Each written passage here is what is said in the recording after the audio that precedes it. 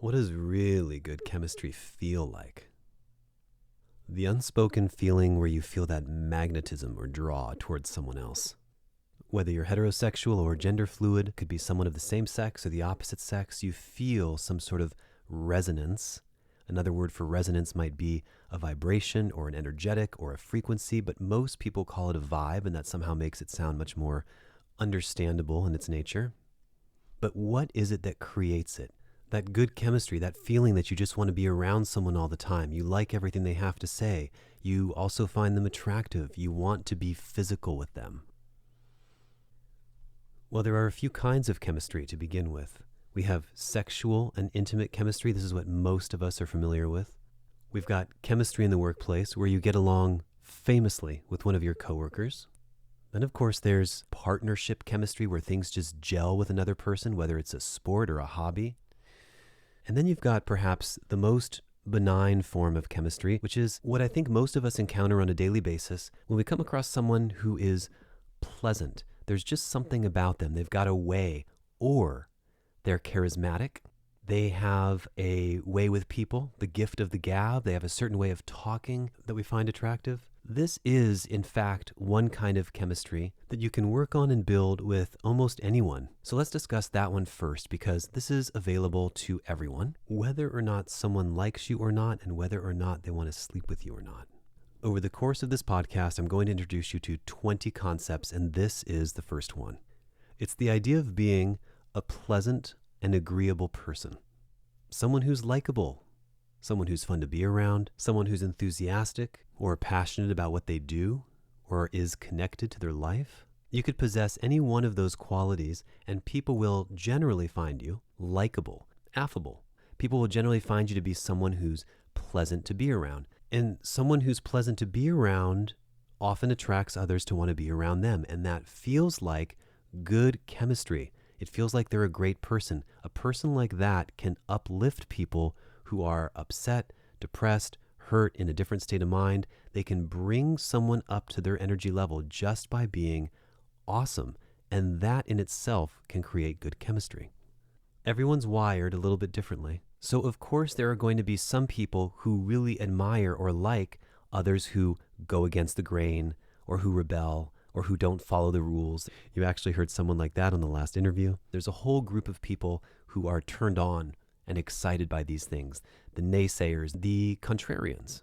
And that's fine, but what people are finding even there is a resonance with something that they find exciting within themselves. But generally speaking, we want and we like people who are agreeable, friendly, and pleasant. It lets us know what we're getting into. It makes it easier to be around someone. And when we're talking about non-sexual matters, because the kind of chemistry you want with someone who's a friend is very different from what you want from someone who's a sexual partner.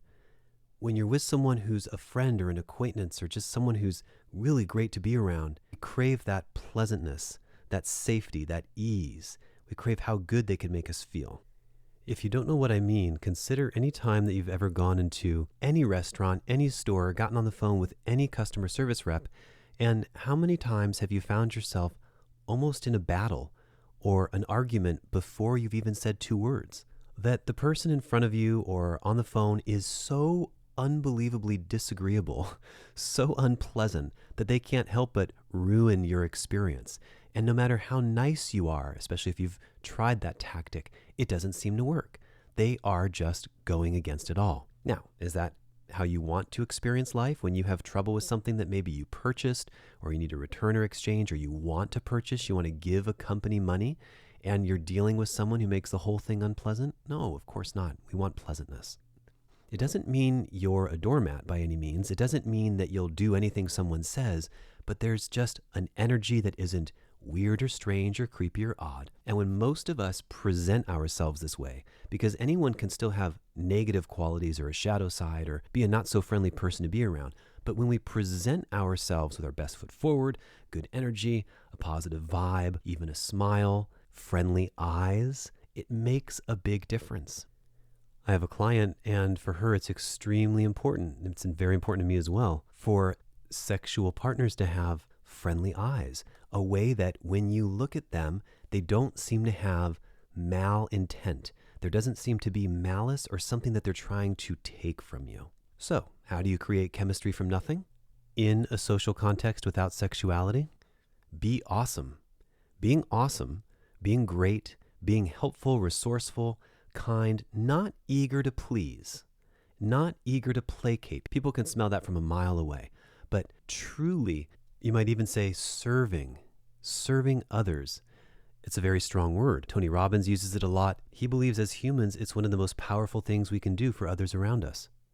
But for some people, serving sounds like slavery. And that's not what it has to mean at all. Serving is offering the best parts of you to others, helping others, which in turn also winds up getting you what you want as well. It works both ways.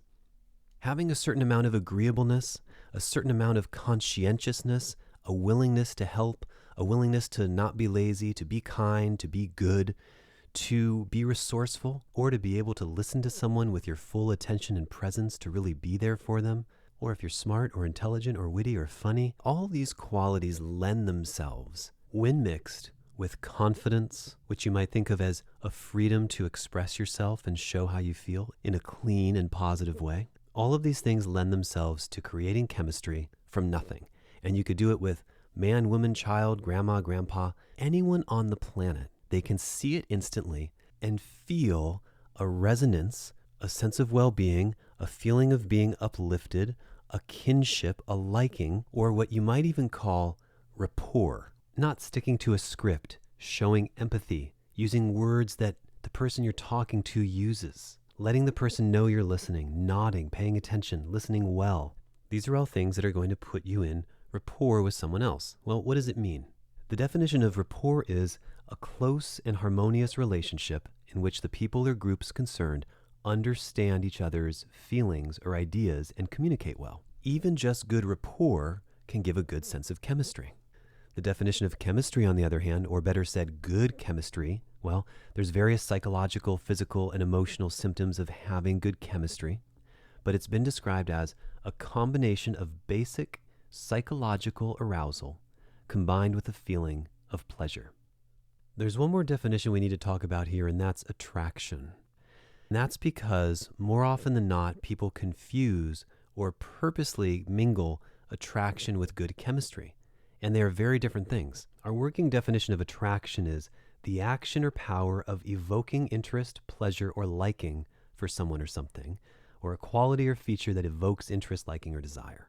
As we'll speak about later, there is precious little one can do about how physically attracted right off the bat someone is to someone. And in all of our societies, there are much more narrow norms than most of us think for what is very attractive, beautiful, sexy, and what isn't. I'm not a fan of talking about good chemistry insofar as its shadow side goes, meaning you write off the entire relationship and you do what so many people love to do, which is to disavow yourself of any responsibility or accountability and say, it's not you, it's just, I don't feel the chemistry. And, everybody's got their pair and everybody's bound to find someone who they've got a chemical match with, but I'm just not your match.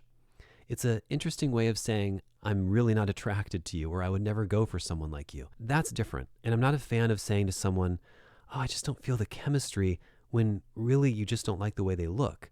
Because often people have incredible redeeming qualities. They've worked on themselves. They do incredible things. They have incredible talents. But if it just comes down to your superficial judgment of someone, you should really let them know. And good luck with that. No, I kid. If you're going to tell someone you're not attracted to them, I think a clean, non-dismissive, non-accusatory, I'm just not feeling attracted to you is so much better than this bewildering, I'm not feeling the chemistry. Someone can understand that you're not drawn to them. It's a little tricky to say, oh, the chemistry isn't there, especially in the beginning if you've only interacted once or twice. There are some things that you just don't have a lot of control over for the most part. Some of them include how you look and how attractive you are to them. People immediately think they're going to get along better with people who look better or who are more attractive to them. Now, a lot you can do about this. This isn't an episode about improving your appearance or suggesting you need to, but just something to keep in mind that sometimes right off the bat, people think they have good chemistry because they're so drawn to another person. And sadly, I think this is what leads a lot of people towards all number of cosmetic procedures. Constantly enhancing, constantly improving and changing to try and look more attractive to someone else. But we really cannot choose who we are attracted to. You can enhance yourself. You can put on a ton of makeup. You can do contouring. You can do all these things that will make you look like someone else, but who you really are is always going to be who you are, and that's not always a perfect match for someone else, and that's okay. That's as it should be. You don't want someone falling in love with the fake version of you or the one who's got so much makeup on that they're unrecognizable without it. You don't want someone falling for something that you can't keep up, and you yourself don't want to fall in love with someone who will eventually show you years down the line that the whole thing was an act. Now, a deeper spiritual practice might be to accept and embrace all beings, regardless of how they look, to treat them equally well, to have the same sort of respect and acknowledgement of their existence. But inevitably, many people are going to judge you, decide whether they like you or not, and think they have good chemistry with you or not based on the way that you look. Those are a few of the basics, but what you probably came for was the more sensual, the more sexual, and the intimate. So earlier we spoke about creating chemistry from nothing by being the best version of yourself. A good person, a great person, someone who serves, someone who's funny or playful or charismatic, someone who works on qualities within them that makes them shine, that allows them to feel confident, that on the whole, when someone from our society interacts with someone like that, they'll likely find it very attractive and feel like there's a nice sense of chemistry. Concept number 2 deals with men. And I'm going to go out on a limb and say, for men, good chemistry is inevitable.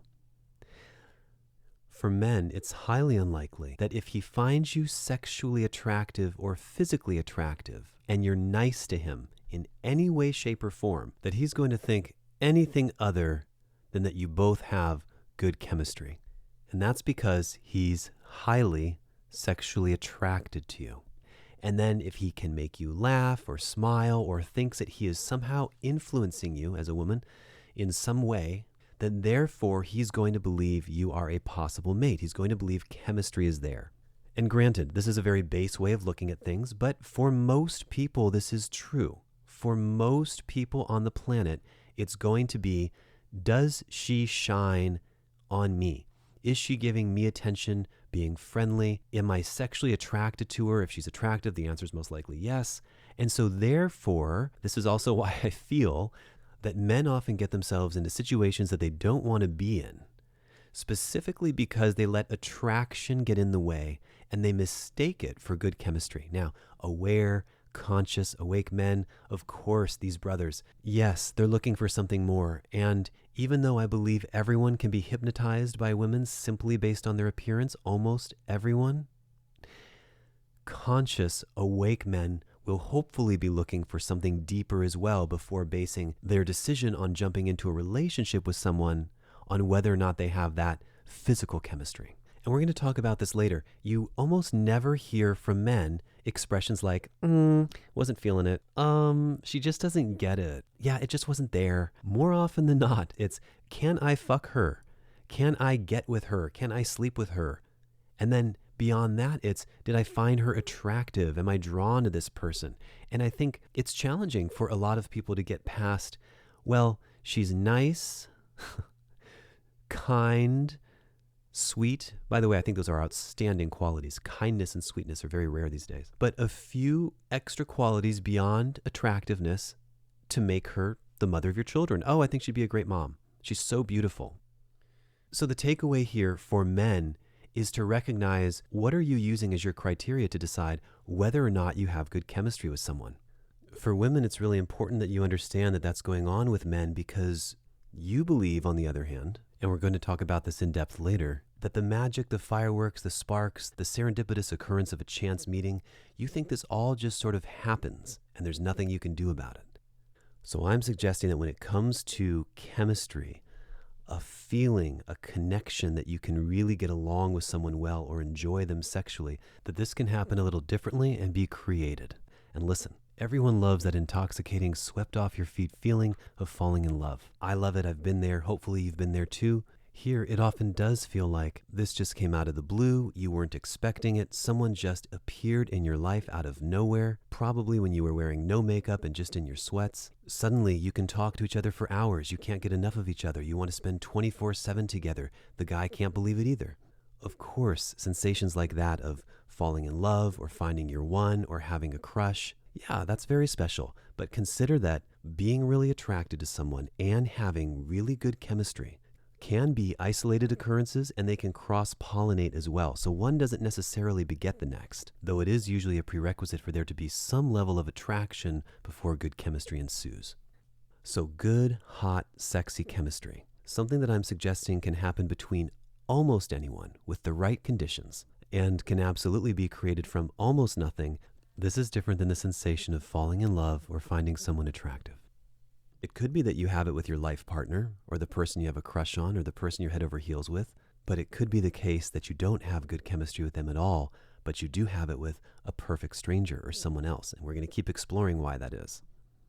Something new I'd like to put forth is this idea that good chemistry can happen because you give yourself permission to be the loving, awesome, sexy, sexual, or amazing person who you already are. You already have this inside of you with this new partner or this new person, or even your current lover or husband or wife.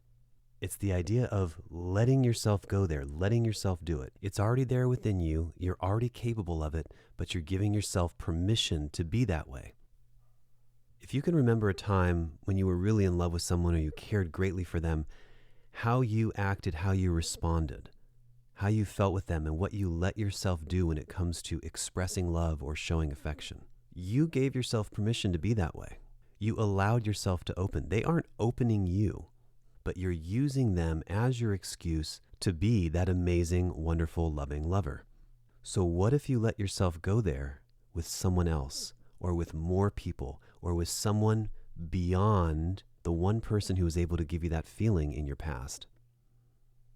So let's look at concept number 3. See if it rings true for you that on a daily basis, most of us run around, close down, shut off, and we turn love away very often when it comes from places where we don't want it and we don't welcome it. Love, some say, is the basis of this universe, but when we don't want it, we don't like the person, we're not attracted to them, we shun them. If you doubt that you're someone who might not be shut down, consider that if you're not receiving love from the select, minuscule group of people that you want to receive love from, that you are in fact completely disinterested. Let's say, for example, you are one of those people who posts on social media photos of yourself. So you either use your sexual ornamentation to get likes, such as your chest or your butt or your face, or perhaps you share recipes, something you've cooked, something you've made. Maybe you share your hobbies or your skills or any number of your accomplishments. Even if that's not you, if anyone has been on social media these days, we know what that looks like. We know who that person is, yes? So when the love and the likes and the support and the comments come from your supportive girlfriends in the form of 100% praise and pure positive energy. Oh my God, you're amazing. Love it. Oh, such a goddess. Queen, slay. Well, you love it. That makes you feel good. That's what you like. And probably when it comes from a man you're attracted to, even if he's not your boyfriend or husband, likely that also feels really good as well. However, when it comes from a man who you are specifically not interested in, but he's showing affection, care, or love toward you, what happens? Suddenly it's creepy. Suddenly it's bad energy. Suddenly someone feels very uncomfortable. Perhaps you post videos of yourself gazing lovingly into the camera, smiling, winking, playing, demonstrating your confidence and femininity. And when someone appreciates that, but you're not into them, suddenly you want nothing to do with it. Someone is showing you a form of affection, appreciation, love, desire, or even just a compliment, and you don't know how to respond. You ignore it, you delete it, you say LOL, you use phrases like, thanks, friend. You unfriend, you make sure they don't see your stories, you unfollow, you shut the whole thing down, you get uncomfortable, you get this cringy feeling, you don't know what to do with yourself. All because someone is favorably showing you affection, like, love, or desire, or lust, but you don't feel the same way.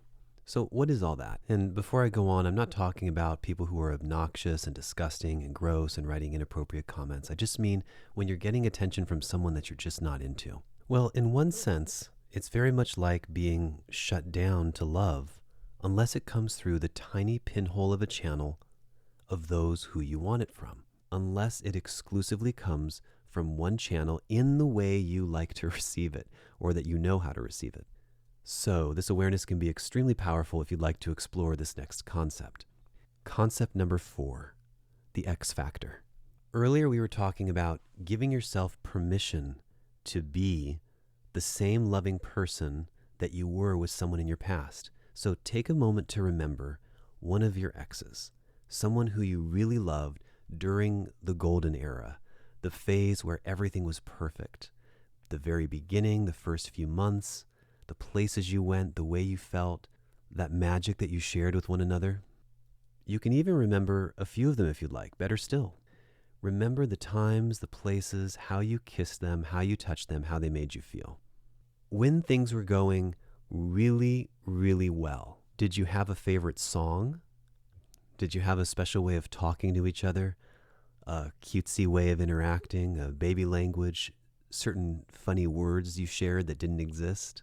Did you share a foreign language together? What were your pet names? And how did it feel every time you used those names? What about the ways that that person would touch you, kiss you, and love you? Things that made you feel like you were the only one in the world for them. It's really special stuff, right? Things that we treasured, appreciated, things that are so near and dear to us. So if you allow yourself to go there and really feel that, these are some of the things that probably made it the hardest for you to get over them later on down the line. And those very same things, those words, those songs, that energy, that look, those are probably the same things that then made you suffer during a breakup because it didn't feel the same, it wasn't the same, they changed, you changed, or someone wasn't talking to you like that anymore. When she or he stopped calling you those sweet names, or pet names, or spoken your sweet language together, when that happened, the suffocation, the pain was almost unbearable. Then, what happened after your breakup? Either consciously or unconsciously, many of us made the pact with ourselves that we would never talk to someone new in that same loving voice or using those same words. You vowed not to treat someone new the same way. If you shared a song together that you loved, you said you will only associate this song, this band, this place, or this vacation spot, or this house, or this place we used to have sex. I'm only going to associate that with them. It's so wired in. The cellular memory remains with them. So we often don't give ourselves permission to feel those loving feelings again unless they come in the form of reminiscing, melancholy, once upon a time. I remember when I used to love that person. Reminds me of somebody that I used to know. Some people feel hurt about that for years to come. Some people let it go quickly. But one thing tends to be true. With anybody else, we tend to say no. We are going to shut the gates, close off our heart, shut down, unless that person magically appears in our life as the person that we knew them as before they became the evil ex, or before the other shoe dropped, or before we really saw who they were. Unless we can rewind time to that golden moment, that's the only person who this is reserved for. And I would venture to say, once you have a few of these experiences under your belt, a few wounds, a few unforgettable loving experiences, you begin to realize that there are special things that make up chemistry with everyone, reasons why you love them. But what's true underneath all of that is that you are giving yourself permission to love, to open your heart, to be free, to be silly, to be playful. All of that feels really beautiful when you feel safe and vulnerable to do it.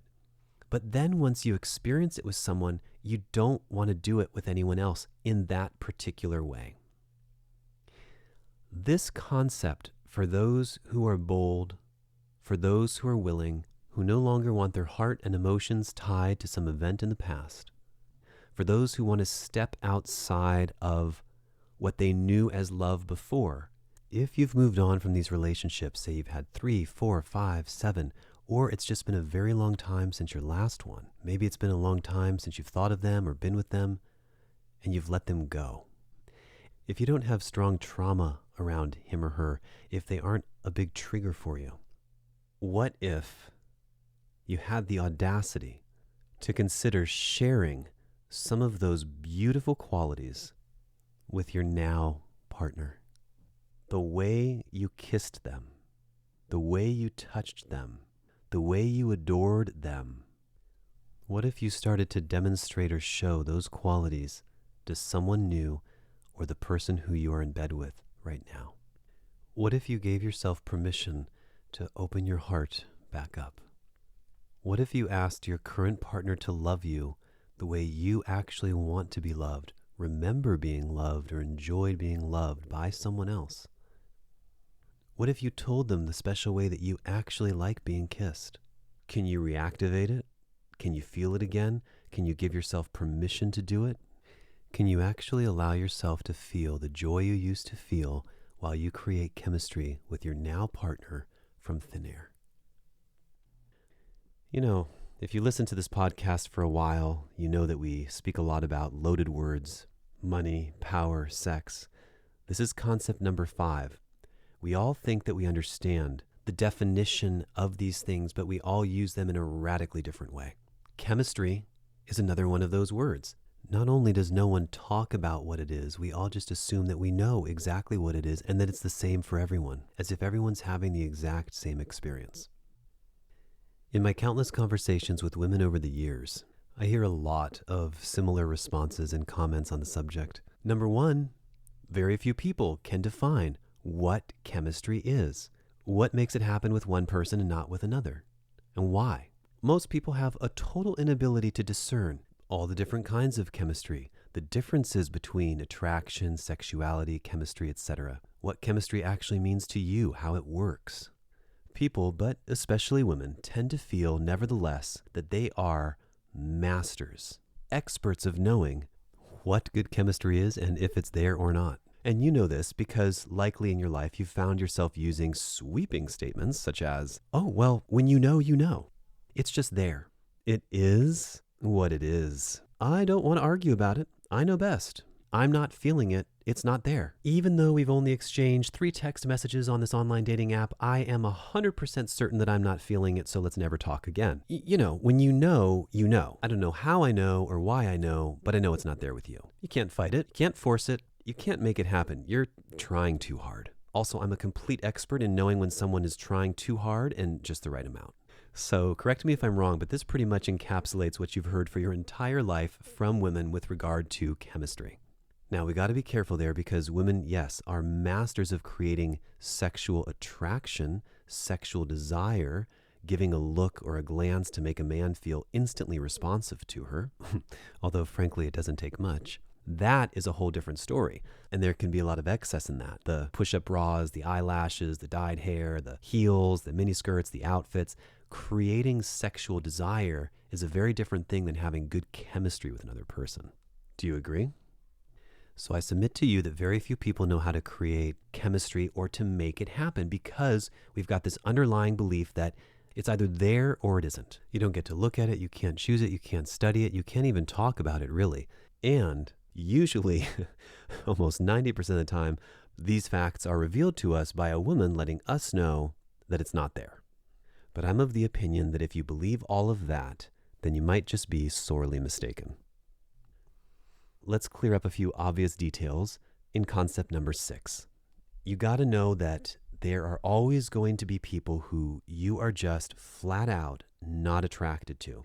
Nothing you can do about it, and vice versa. People who just cannot in any way, shape, or form see you as someone who's attractive. Nothing they can do short of becoming an enlightened being where they see everyone as coming from the same stuff is going to help them see you as being physically, sexually attractive. It could also be the case that something about them just rubs you the wrong way or you physically are revolted by them in one way or another. So it's an uphill battle, and in most cases you might say nothing can be done. And since we're speaking about liking people, being fond of others, and attractiveness, this leads us to an entirely new pitfall altogether, one called context. You see, you can take the same beautiful, charming man, and if he approaches you in a dark parking lot as you're leaving Target at 10 o'clock at night, you're going to feel extremely different than if you were a bridesmaid at a wedding and just happened to be sitting next to the same exact man. Context means everything. And so it doesn't matter how charismatic you are, how much good chemistry is oozing off of you with everyone you come into contact with. To meet someone in the wrong context, which these days feels like anywhere in public, is going to be rather challenging. Now, there are countless books written and YouTube videos you can watch on day game and picking girls up off the street. Sure, it can be done. Theoretically, even at 10 o'clock at night in front of Target. But you're working uphill. It's a challenge to overcome, and to make her feel like you have this instant chemistry is something that in the wrong context is very difficult to do. Sometimes you come across people who, no matter how good they look, you really want nothing to do with them because you heard rumors, or there's gossip about them that you don't like, or they do something that you don't trust. Say, for example, you know that they voted for a certain president or not, or their views on really sensitive topics like abortion or vaccines or what's going on in the world today. If you find out that someone has opposing views or that you think they're a little nuts for thinking that way, it's going to be an uphill battle to create chemistry. And so the person trying to create it or wanting to create it needs to be aware that there are several things that do come into play that we need to consider. But are you condemned to either having great chemistry or not? Absolutely not. Consequently, concept number 7, good chemistry can be created. It can be created from almost nothing, made up from scratch, if some of the following conditions are met. You both happen to find each other physically attractive in some way, or there's something about each other that's interesting, curious, different, something that sparks a little bit of an interest. And you can quickly imagine someone who you find disgusting or you're really unattracted to, or someone you would never talk to or sleep with in a million years. They could lay on all the charm, all the game, all the chemistry, all the technique in the world, and it likely wouldn't have a big impact on you, right? So there's got to be a little something there, and more specifically, she has to find something interesting or curious about you. It doesn't have to be physical attractiveness. It doesn't have to be physical beauty or the way your body looks, but it certainly could be your skill at something, especially something that she's interested in or admires. It could be how well you shine doing what you do best, things that deal in presence, things that deal in excellence.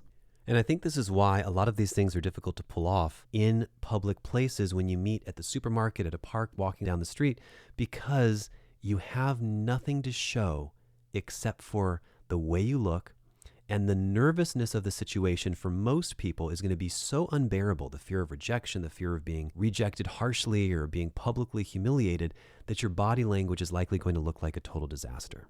But in any of these situations, if you can allow your confidence to come out, your presence, your ability to stay calm, even your ability to make her laugh or smile or giggle or get curious or even activate an instant form of sexual communication using your eyes or body language, if you can get your playful side to come out, if you can demonstrate an ability to not be afraid or scared. No woman wants a man to be scared of her when she's thinking about having sex with him. It might give her a power rush. It might give her a boost of confidence in the moment. They might feel like they have a little more control, but it doesn't necessarily create sexual attraction to know that the guy she's looking at is frightened of her.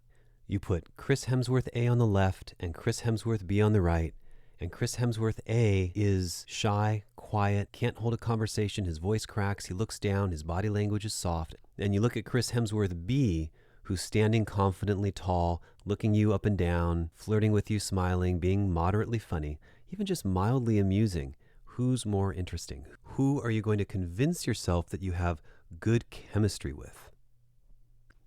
Concept number 8, we've been speaking a little bit about this earlier. You can use the things that you know about chemistry from your past to create chemistry in your now. One of the great things about having good chemistry with someone is this feeling of knowing, like you've known them for a long time or you know them really well. And what's a huge byproduct of knowing someone really well? You can get away with things. You can say things to them that you would never say to someone else who's a stranger, an acquaintance, or someone who you're trying to impress. You can say things that you normally wouldn't, things that are wildly inappropriate. And when you have good chemistry, it likely gets a favorable funny reply. You can even tease, play, flirt, even when you've barely met someone for the first time. When you know that you can say anything to someone, there's an effortlessness, not only in the way that you carry yourself and in your stride, but the way you talk, the way you move, everything about you becomes more cool and collected. How do you hang out when you're just with your guy friends or with your girlfriends? When you have the confidence to crack a joke that you know your friend is going to find funny, that you're not risking offending her or upsetting her or bothering her. So a great tip is asking yourself, what are some tools that you can bring forward from all of your previous relationships or your confidence in other relationships in this present moment? How can you bring that forward into this new situation with the person you're with now so they're not frightening you or intimidating you, and thus allowing good chemistry to flourish? Concept number 9. How do you hear or experience women who describe men that they don't have chemistry with? Yeah, it was okay. He was nice. No, he's a really good guy. Yeah, he's a good guy. He's going to make someone really happy someday. He looked so good on paper. He looks really good on paper. If you saw who he is on paper, you would love him. But I kind of just wish I could take Billy's head and Johnny's penis and like Joey's chest and Mike's personality and just mix it all together and make the perfect guy. But there's something about this guy, I don't know. I'm just not feeling it. Those types of statements are horrible to hear as a man, but what do you do with them? What do you do if you hear something like this? Well, unfortunately, many women decide in their brain when this happens that if it's not there, it's not there. And then they do something to shut themselves off completely from any future possibility with you, most of the time. You could crack the exact same joke as someone who she's attracted to, and she'll find his joke more hilarious than yours. So you got to be aware that if you've been friend-zoned, or if it's been going on for a long time that you've been trying and she's not having it, then suddenly coming up as Mr. Chemistry or having all these tools and techniques to apply, it's going to be very difficult. So they think that if it's not there, it's not there, and as a consequence of this, you've been eliminated as a sexual suitor or a possible mate because they think if you don't have chemistry, then you're probably not going to make them laugh, you're not going to make them smile, you're not going to be fun to be around, you're not going to excite them, and so why even bother? So if you find yourself in a position where the chemistry is lacking and she's already given you the let's just be friends talk or I'm not feeling it talk, advisably, you could and should just move on. It would be exceedingly difficult to recover from statements like that because now you're going to want to do all of the things that you shouldn't do and all of the things that are going to make her dig her heels in even more for a big whopping no. Now you're likely going to try to show her, prove to her, demonstrate to her what a great guy or strong guy or alpha guy or whatever guy you think she wants is. You have to placate, you're succumbing to what she wants, you're being more accommodating and available. All of these things tend to create more distance and to exacerbate what's already there and make her dig her heels in even more to think, this is definitely why I didn't choose this guy. And of course, as we discussed in the very first concept, it's very different for men. He might not be feeling it for the long-term relationship or you being the mother of his children. But maybe something about how sweet you are, cute you are, pretty you are, luscious you are, whatever it is making him feel like there's something there, at least intimately or romantically, even if that's not exactly what you're looking for. Now I'm going to slip a little something in here that isn't really a concept, but more of a personal disclaimer that I think needs to get said from time to time. And it goes a little something like this. Do you, especially if you're a woman, like to hear a man ever talk about how good he is in bed, how good he is with women, or how talented he is in bed? No, of course you don't want to hear this. You're either going to think one of two things. A, total player, or B, the guy's probably compensating for something else. Why then does he have to talk about how good he is? There's a common belief that men who are good at what they do don't need to talk about it. They just show it. Except in the position that I happen to be in, which is one of education, sharing stories, illustration, demonstrating points. I kind of unfortunately have to talk about my prowess. If you're a man, we feel it Similarly, we don't quite express it the same way, but when a man tries to overcompensate with his truck or his toys or his gold watch or his talking about how much money he has, talking about how good he is with other women, we can kind of see it and smell it. So these types of beliefs that are floating around in our minds make it extremely difficult for someone such as myself, where you only have the sound of my voice to go on. You don't have a sense of getting to know me in person or seeing me on TV or something like that. It can come off the wrong way when I'm sharing stories that are favorable, when I'm sharing stories about sex that went really well, or I got a 5-star review on Yelp for how good the performance was, or certain comments were made, certain compliments were given, things were said that I may in turn wind up sharing with you on the podcast. But I do feel like to demonstrate certain concepts and to really drive the point home, it's really helpful to have a personal example and not something you heard from a case study or read in an article. And I also think it's really important for me to share myself personally with you and not only share the bad things. You'll think I'm a total disaster. There has to be good stuff as well. So a lot of times you're probably going to hear me share positive sexual stories. The intent is never to make anyone feel bad or less than, or to brag or to put myself up above anything else, or suggest to the world that I'm the greatest lover that ever lived. It's done so that you can understand these concepts more thoroughly. So that being said, concept number 9. Sometimes the question comes, as it always does, did you just do this with me? Do we have this good of chemistry and passion together?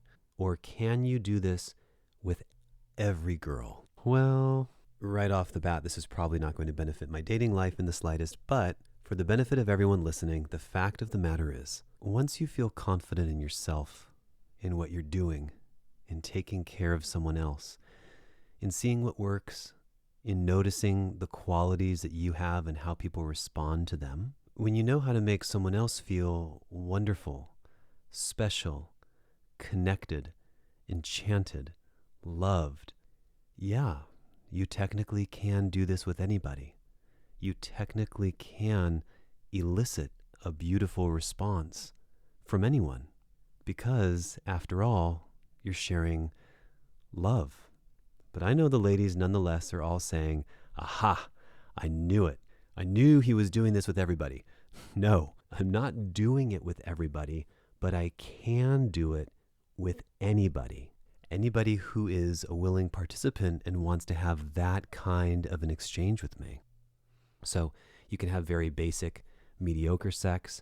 You can have just good sex because sex generally feels good. You can have great sex, and then you could have the kind of mind-bending sex that I talk about in the episode called The Female Sexual Response Cycle, or How to Properly Have Sex with a Woman. So then the question remains, you might be thinking to yourself, well, what about you, Tari? Are you having fits of ecstasy, and are you ecstatic? And when you're helping a woman unlock an unbelievable experience, are you also having that experience? And the answer to that can be really varied.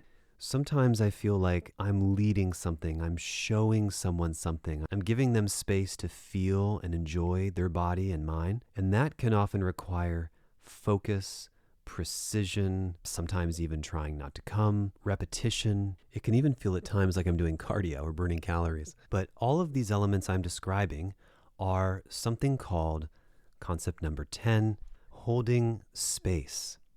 For someone else to have an exquisite experience with you, you in turn do not actually have to be having the most ecstatic, most exquisite experience with them.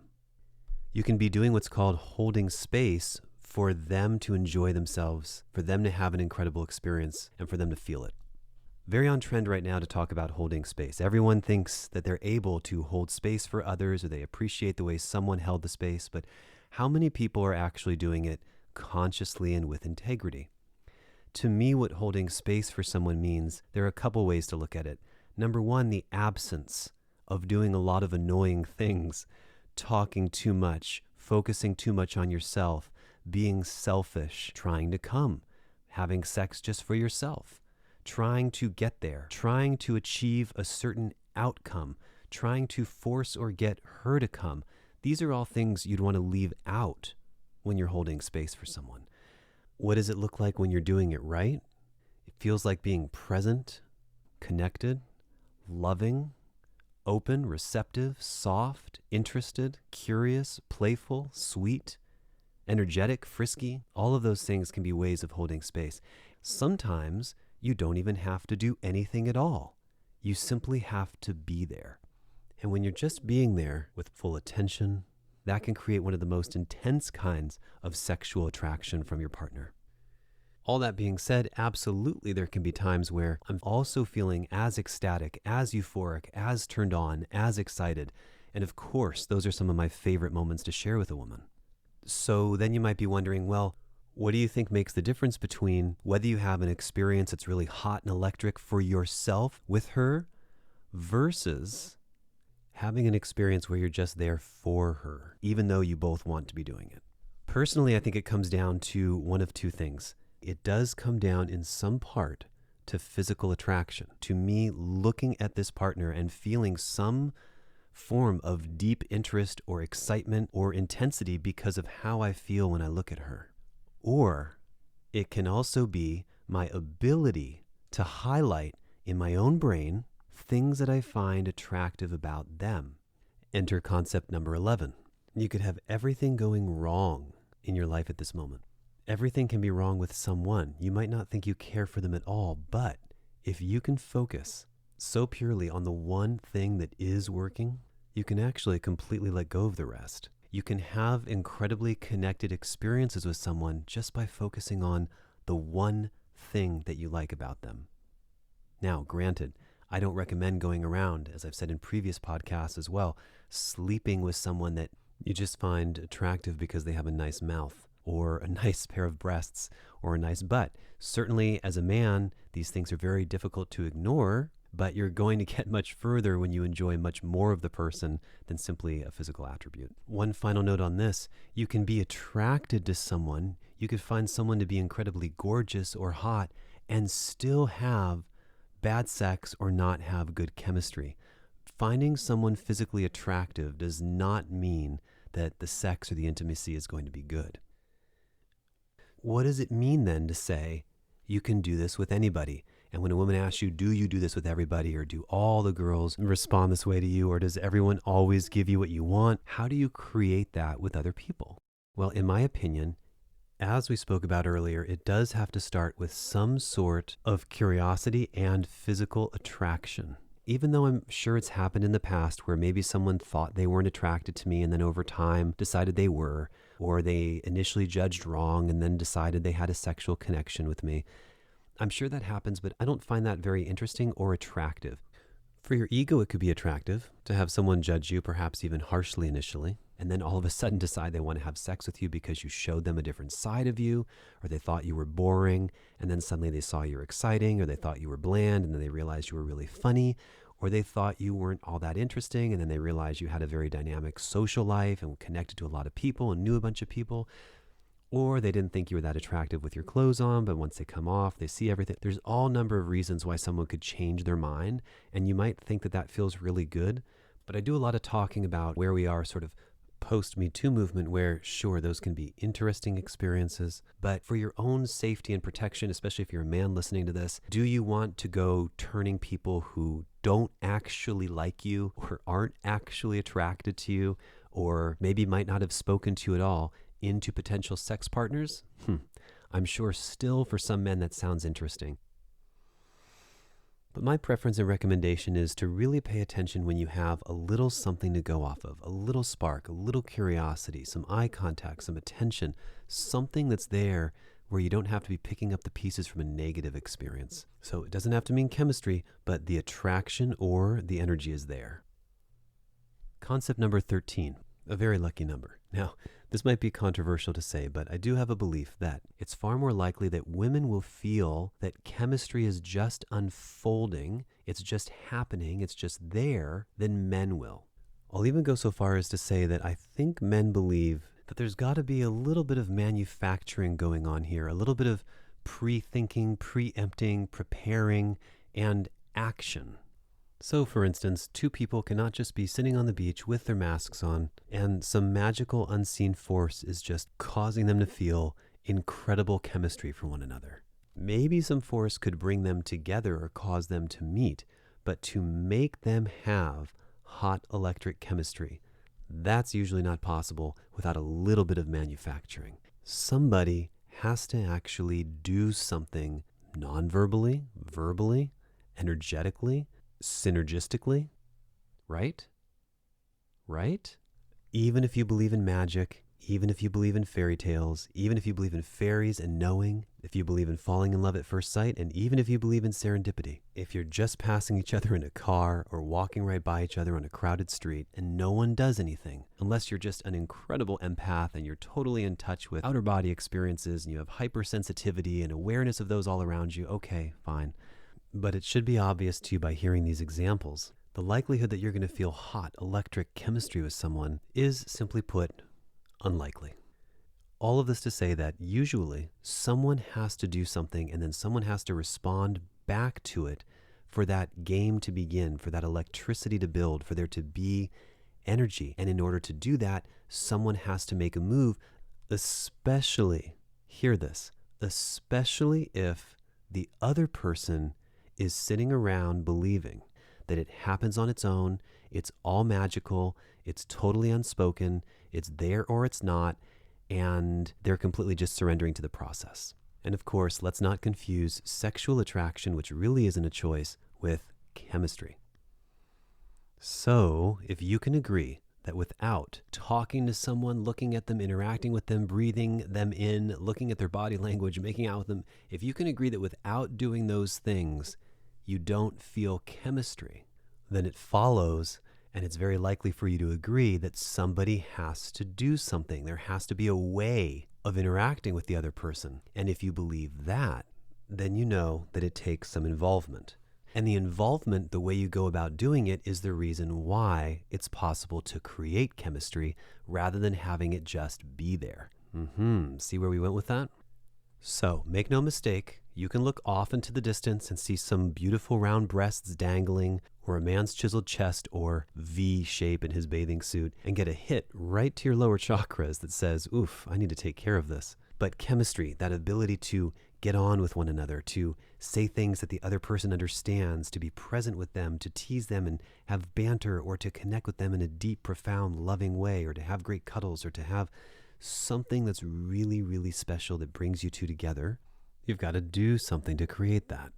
And so a fun little trick, the next time someone tells you it's me, it's not you, I'm just not feeling it, I don't feel the chemistry, you can ask them, are you not feeling the chemistry, or are you not feeling attracted to me? Remember, as we spoke about earlier, if someone is completely turned off by you or not interested in you, it's going to be very difficult to overcome those hurdles. And if they're not in close proximity to you, interacting and doing something with you, with their eyes, with their energy, with their mouth, with their touch, with their action, with the way they talk, it's very likely that you're not going to feel sexual chemistry. So all of this going on and on and on about it to make the point, women often believe that good chemistry is there or it isn't. It just happens, and it doesn't take any trying on anyone's behalf. It especially doesn't take any trying hard. It's just supposed to unfold all on its own. And she often feels like the master, the expert of deciding and judging whether it's there or it's not for both of you. As such, I'd like to lovingly shatter the belief that it's a magical event that comes from nowhere without any involvement on anyone's part. No one has any control over it, that you could be minding your own business and just suddenly be overtaken by a feeling of hot chemistry. And they just totally weren't expecting it. When in fact, from most men's perspective, there's a lot of planning and thinking and assessing and trying and doing. I thought this and I saw her and I planned this and it made me nervous to go up and I wasn't sure how to say it, and then I carried myself this way and looked at her that way, and I did these things that elicited a sexual response in her. Sometimes it feels that a lot of this is happening really naturally and all on its own. But more often than not, it's contrived, it's created, and someone is moving it forward to make it feel effortless. Whew. What a mouthful. Concept number 14. Take a moment to think about some times in your past where someone has really liked you a lot, and you can see it in their eyes. For some reason, we have this horrible response as humans. We treat them worse, we act worse, we behave in a weird way, we distance ourselves, we ignore them, we block, we don't respond. We talked about this earlier. So what is actually going on there? They think that they're feeling chemistry with you. You can do no wrong. Anything that you say, anything that you do, you're funnier to them than you are to other people. You're more charming to them than you are to other people. They have a bit of a crush and an infatuation, and usually people perceive that as having good chemistry, even when you're not giving it, which is very interesting. So I think it's important to distinguish the difference when you're attracted to someone, you're crushing on someone, you've always wanted to talk to someone, or you hold someone in high esteem like a celebrity or a star, and then you wind up meeting them. Are you really experiencing hot, passionate chemistry? Or is it just a crush? Concept number 15 then, what is a person's course of action to create this chemistry from nothing? What do they do? Well, something physical has to happen. He or she has to walk over to you, don't they? They have to see you or stare at you or look at you in the way that sets off all of your twitter-pating and your feathers getting ruffled. He has to give you that glance or that feeling. You know, I actually really do believe that when a woman just looks back into a man's eyes, I think men more often mistake eye contact from a woman as chemistry than almost anything else. Simply a woman looking into a man's eyes can be enough to turn him out. There always seems to feel, even when she's just listening or looking at him because he's talking, men think there's something there, whether she intends it or not. I would go so far as to say that for most women, if they want to create chemistry, if they just look in a man's eyes without hatred or anger, but, with openness and receptivity, that they're likely creating chemistry in that man or sexual desire. So a man has to talk, say hi, offer to buy you a drink, shoot his shot, spit his game. He's got to put his towel down next to you at the beach and offer you a fresh mask. He's got to say something witty or charming that just rubs you the right way. He has to do any number of things to create a connection. Let's bring back our most attractive man in the world, whoever that is to you, and he just stands there and stares at you. Many of you would say, that's just fine. He doesn't have to do more than that. I'll take it.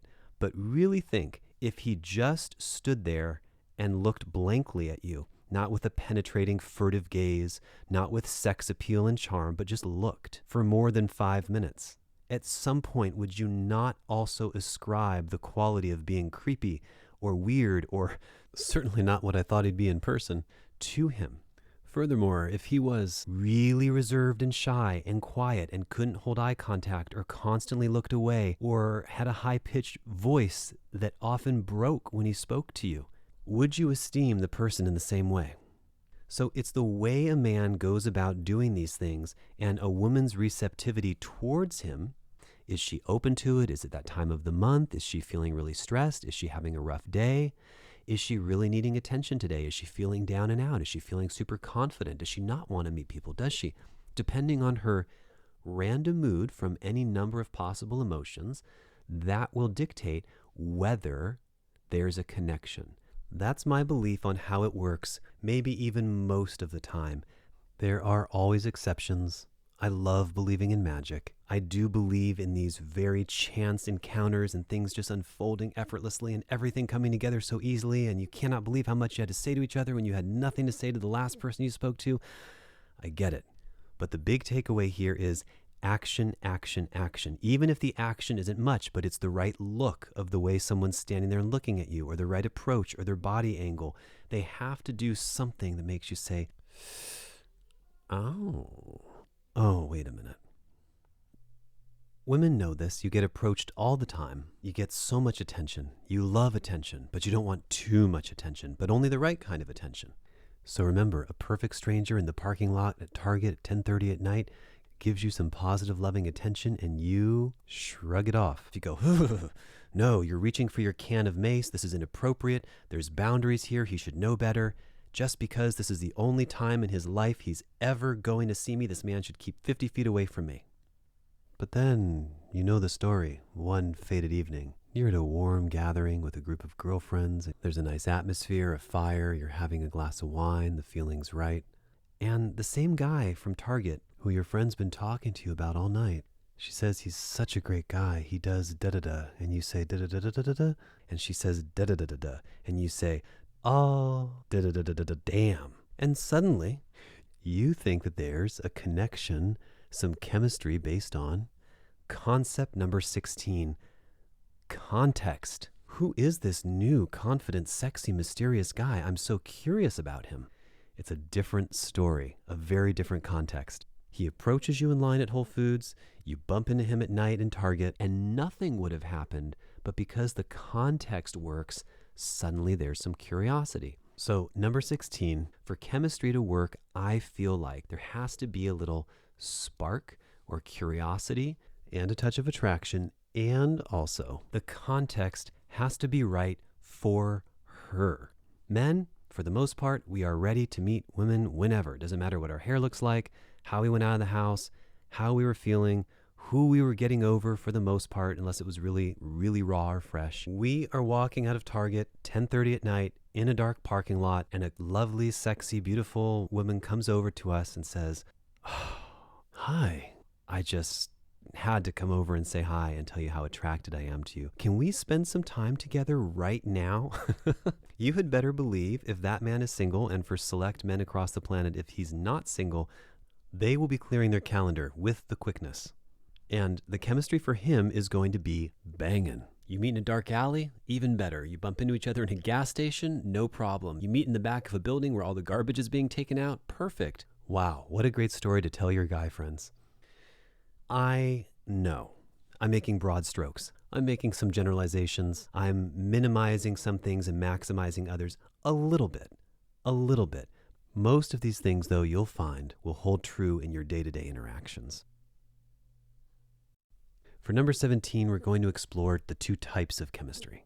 There's your social interaction and your banter, and that can be very attractive, again, especially for women. If you're really witty or sharp or quick on your toes, or you're able to fire back replies. What's behind all of that? It's this idea that you could and should engage with her in a way that gives her positive feeling emotions, good vibes. But if you're able to make her laugh, and you're able to be sarcastic or witty or have good banter, what does it show her? It shows that you're not put off or dissuaded by her sexiness or her sex appeal or her looks. You don't put her on a pedestal. You're not placating, and you're not trying to vie for her attention.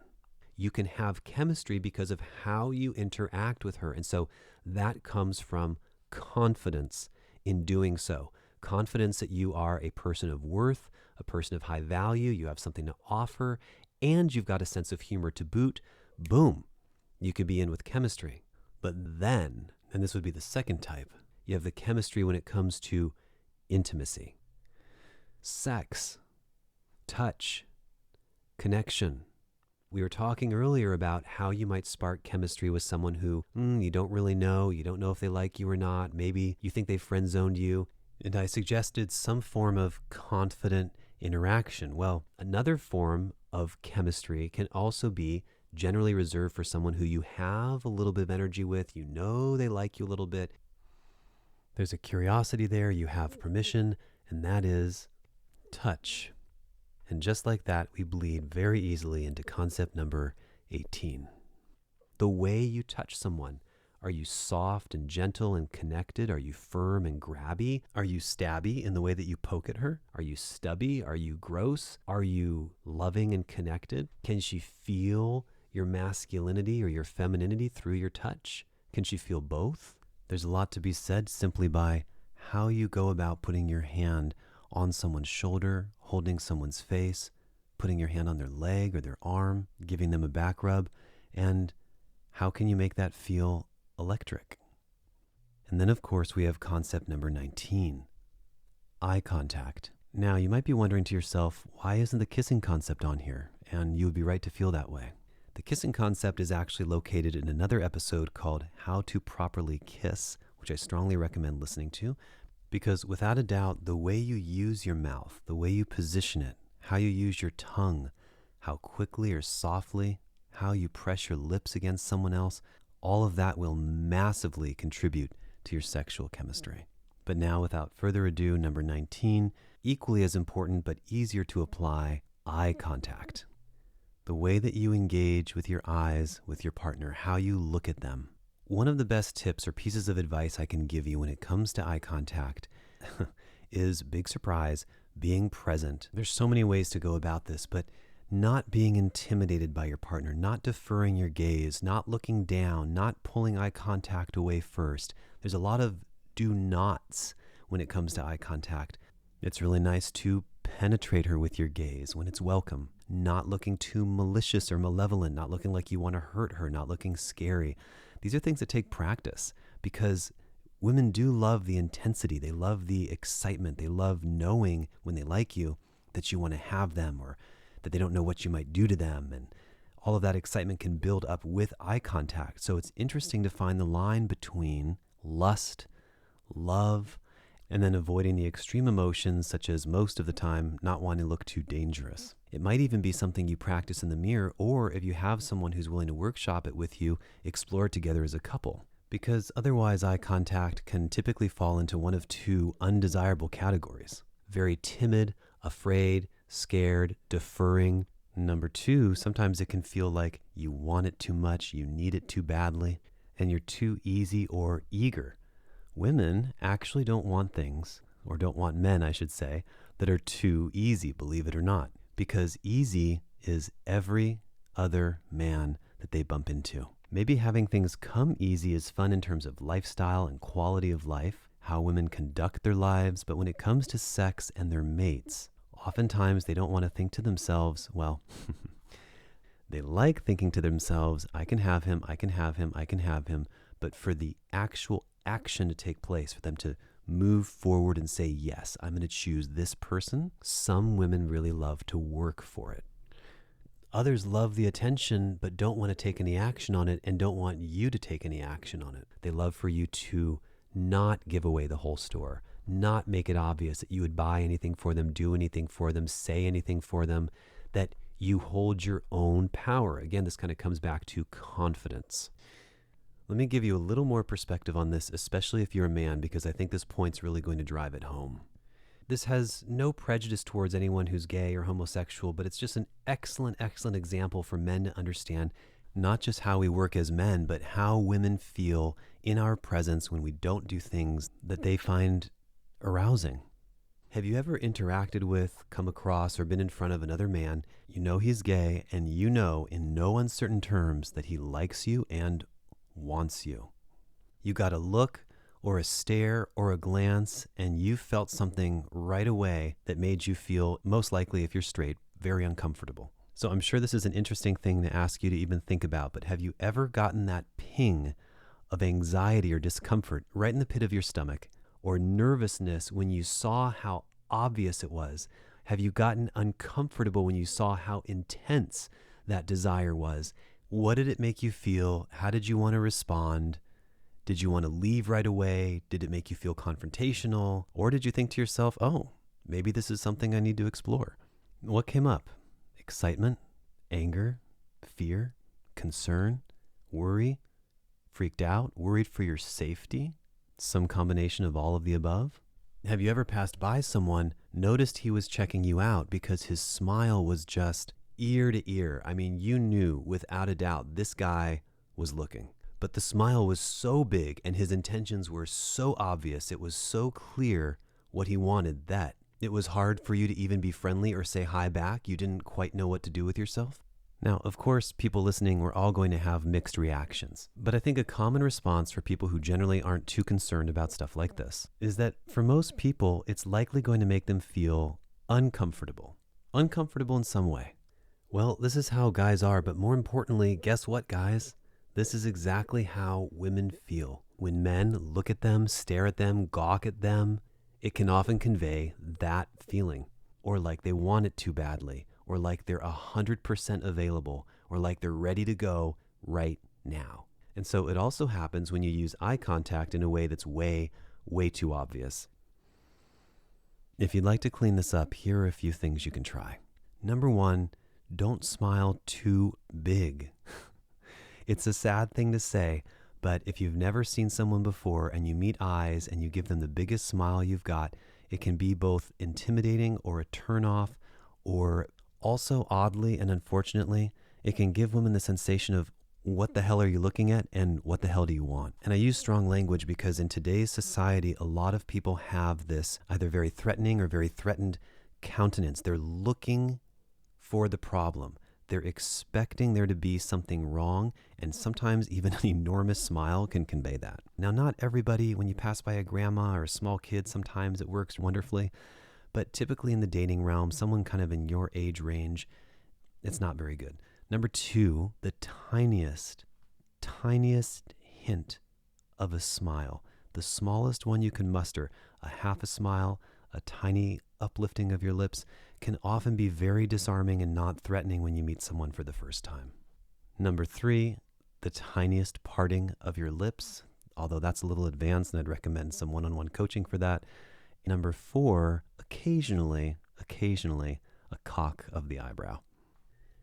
And finally, number 5, consider looking but not staring, admiring but not gawking, taking her in for a moment or 2 or 3, but not making someone feel uncomfortable.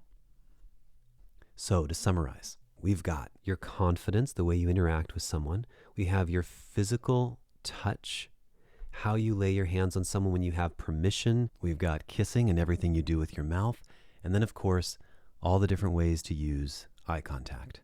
Finding that middle ground where you're not too intimidating or overpowering, but still demonstrating that you've got confidence in yourself, that you like what you see and you plan to do something about it. All these things take work. They take practice. How do you know if you have it right? You get a favorable response. Maybe some good eye contact in return, a little shyness, some smiles, some flirtatiousness. Maybe she touches you or finds you incredibly funny. How do you know if you don't have it right? You look and look and look and nothing's happening and nothing's changing.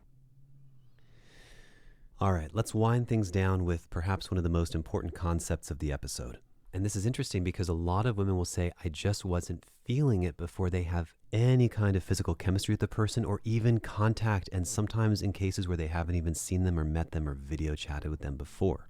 So you can almost imagine that the social, verbal, the oral aspect of the chemistry can very much be like a test to see if you have what it takes for her to want to share herself with you.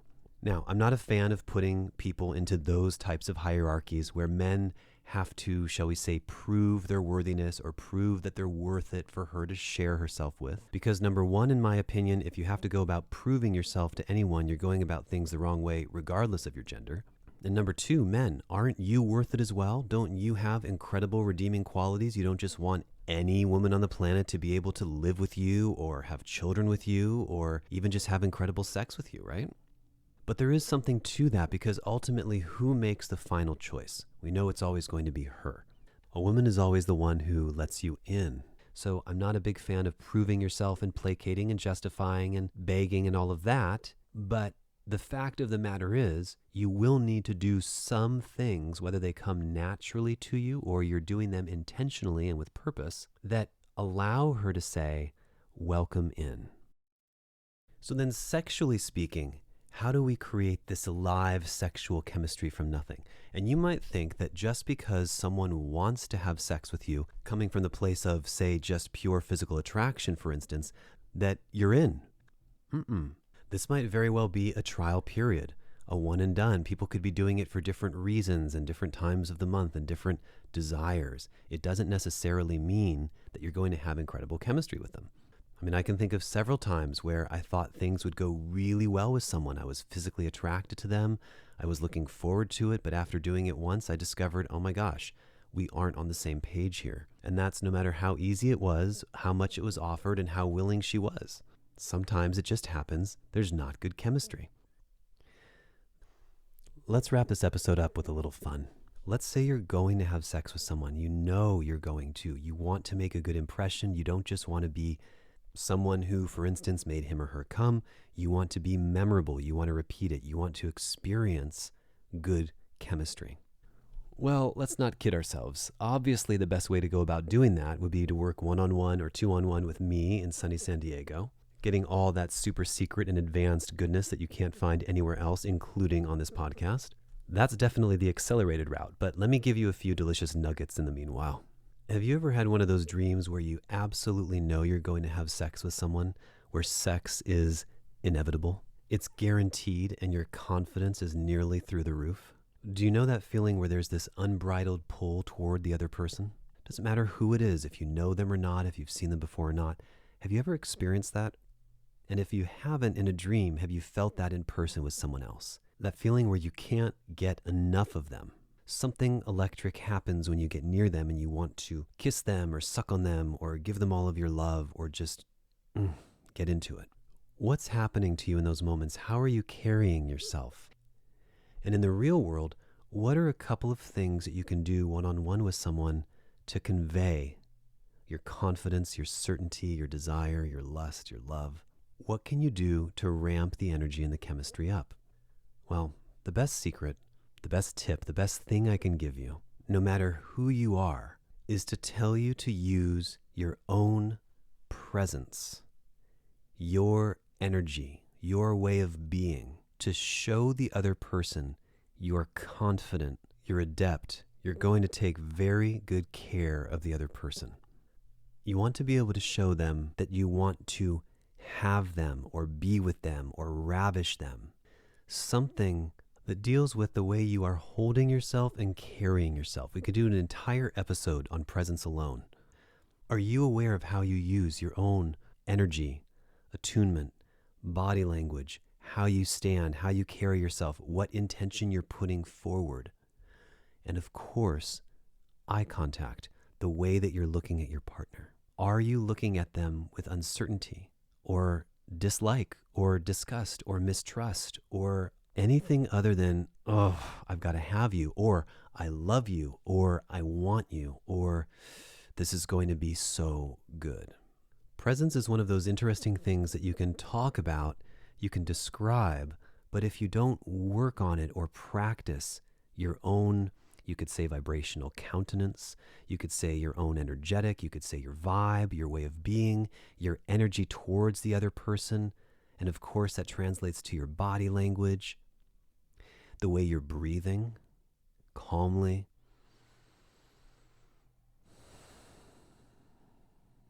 confidently, the smoothness of your gestures, how quickly you move. Are you robotic? Are you comfortable in your own skin? These are all qualities that hint at someone who has a high degree of presence, but when it comes to working on them individually, you really have to play with it yourself. Same thing with eye contact. You might think that you're looking at her with all the lust in the world, like, oof, it's going to be so good, it's on. She might be freaked out by the way you're looking at her because you look threatening or menacing or scary. You might think that your nice, deep voice is something that's just really turning her on and you're giving it some sort of an effect and it's gotten some good reviews before, but she's hearing it and thinking, that doesn't sound authentic, as she becomes turned off. Or you might tap into a voice that's authentically you, but you don't often talk like this, right? So I can play with the quality of my voice. I can get really excited, guys, and tell you how fun it's going to be to have this really great sex. Or I can slow things down, make it a little deeper, take things a little bit more slowly and build anticipation. At first, if you're experimenting with your voice, it may feel a little foreign or put on, certainly unnatural, but you're looking for an authentic version of yourself where you use your energy, your presence, your body language, and your eye contact to be congruent with how you're feeling. And you're confident enough to show it without worrying about her response, her rejection, her excitement, her desire for you. It's just there. That can be very, very intoxicating and a very powerful way to create chemistry from nothing. If you've been listening for a while now, you may have noticed that these podcasts are very powerful, and I do my very best to pack an enormous amount of value and content into them. Still, whether you're watching someone else's videos, listening to me talk on an episode, studying in school, as many of you know, there's rarely a substitute for real-time practice, for real-world experience, for getting it done.